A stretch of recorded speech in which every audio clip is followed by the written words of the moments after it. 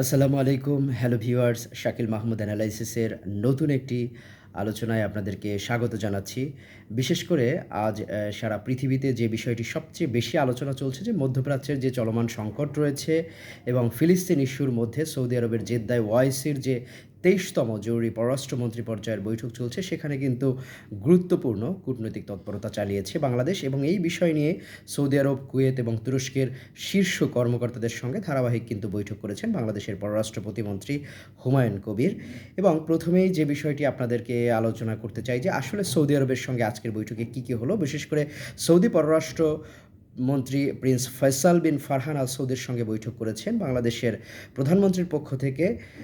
যে বৈঠকটি হয়েছে সেখানে সৌদি যুবরাজ এবং প্রধানমন্ত্রী মোহাম্মদ বিন সালমানের কাছে লেখা একটি চিঠি হস্তান্তর করেছেন বাংলাদেশের প্রধানমন্ত্রীর পক্ষ থেকে আমাদের যে পররাষ্ট্র প্রতিমন্ত্রী হুমায়ুন কবির, তিনি সেই চিঠিটি হস্তান্তর করেছেন এবং বৈঠকে দুই দেশই দ্বিপাক্ষিক সম্পর্কের সাম্প্রতিক অগ্রগতিতে সন্তোষ প্রকাশ করে এবং সম্পর্ককে আরও উচ্চতর পর্যায়ে নিয়ে যাওয়ার প্রত্যয় ব্যক্ত করেছে। বাংলাদেশের পক্ষ থেকে যে বিষয়টি জানানো হয়েছে যে নতুন সরকার দায়িত্ব নেওয়ার পর দুই দেশের মধ্যে বেশ কয়েকটি উচ্চ পর্যায়ের সফর হয়েছে, ফলে বাণিজ্য, বিনিয়োগ, প্রতিরক্ষা এবং অন্যান্য ক্ষেত্রে সহযোগিতা বাড়ানোর নতুন সুযোগ তৈরি হয়েছে।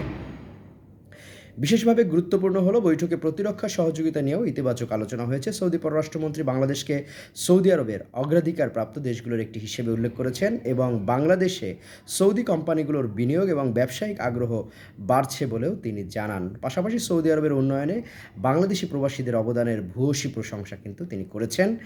এরপরে আরেকটি বিষয় যেটা দেখা গেছে যে কুয়েতের উপপররাষ্ট্রমন্ত্রী হামাদ আল মাসানের সঙ্গে বৈঠকে বাংলাদেশের পক্ষ থেকে চলমান মধ্যপ্রাচ্য সংকটে কুয়েতের প্রতি সংহতি পুনর্ব্যক্ত করা হয়েছে।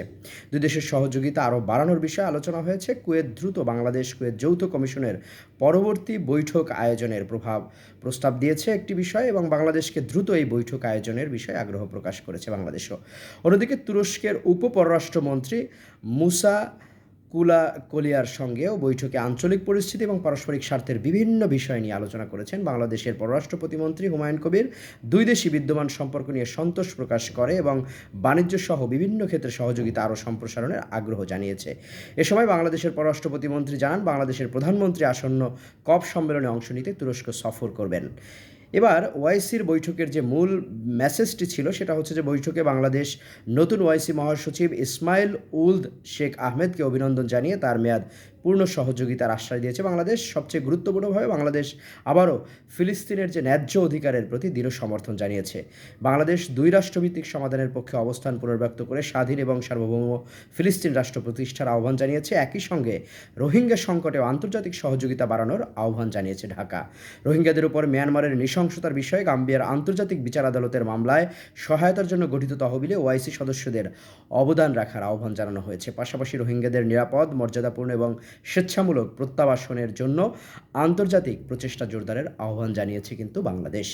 সবশেষ একটি বিষয় গুরুত্বপূর্ণ, সেটা হচ্ছে জাতিসংঘের সাধারণ পরিষদের